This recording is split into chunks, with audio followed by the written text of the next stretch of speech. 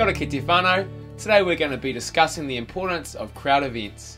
A crowd event is simply a larger event or program that you run with the hope of attracting a larger crowd, whether through invitations from your youth or through wider promotions. Ooh. A really useful illustration for understanding the role of these is called the 5 concentric circles of church growth.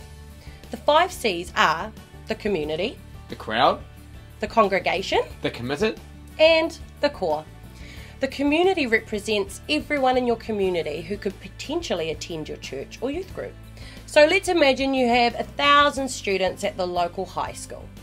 The crowd represents every one of those who has visited one of your programs at some time. So you have some sort of a connection with them as a group. Yep, and then the congregation are those who come regularly. Cool, and then the committed are those who love God and read their Bibles for themselves. And the core are your key youth and leaders who share the vision of why your group exists and who are actively helping the group's purpose to be achieved. And a group that is growing is a group that has a healthy number of people at each of these 5 levels. Cool. Now, if we study youth groups that are not growing well, usually you'll find them to be weak in one of 2 areas in this diagram. Firstly, which circle or circles are disproportionately small in this diagram?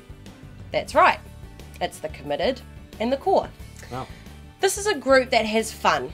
Non-believers keep visiting, but it's not because of any passion for Jesus, it's just because of the games.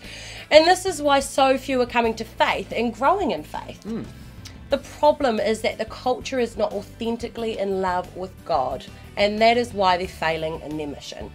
You see, if I have a curry soup and I put a piece of potato in it, the potato soon tastes like curry. Not a fan. So if I have a truly Christian group and I put someone in it who is not... So if I have a truly Christian group and I put someone in it who's not Christian, in time they begin to be a bit more interested in faith and hope. But if the group really isn't that passionately Christian to start with, that new person isn't going to be changed. Now, we've discussed how to deal with this already in previous tutorials.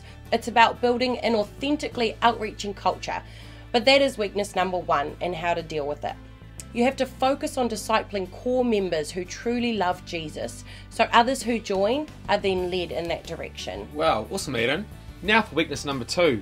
Which circle is disproportionately small in this diagram? That's right, it's the crowd. This is a group that loves to be together. This group is enjoyed by its members. They've been friends for a long time. They're there nearly every week, and they're probably genuinely in love with God too. But they haven't yet worked out how to get other people to visit or join their group. And as a result, they're failing in their mission. What can be done? Tell me about it. Well, youth love a crowd.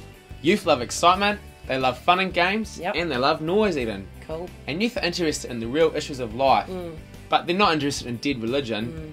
These sorts of things never change. And so a youth group can position itself for growth by running red events, which make a connection with new youth.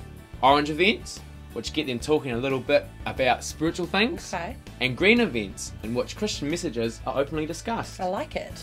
Some groups struggle with the ideas of running an event that is primarily social, but it remains that having fun together strengthens new relationships, and that while entertainment isn't our goal, an entertaining attitude is probably the best communication tool we'll ever have, Eden. Totally agree. At crowd events, community youth become aware your group exists and can come to trust it as a safe place because there is friendship and fun there, and while spiritual things are discussed, they aren't pushed on you. The result is many youth will feel comfortable to come back and thus shift from the crowd to the congregation, now engaging in your weekly discussions.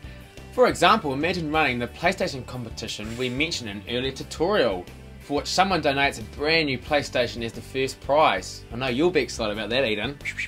You set up a dozen gaming stations around the room, and then watch the finals being played out on a big screen through a projector. I'd bet that most youth groups would have a bunch of guys who like gaming, who could all invite a few friends. And if you wanted even more people to come along, all you need to do is advertise in the local high school. Another 50 or more youth might come along. That's a great idea. So just remember this, crowd events are an important part of your outreach. They're about creating a connection point with your wider community, and this is an important part of the picture. What might your group like to do?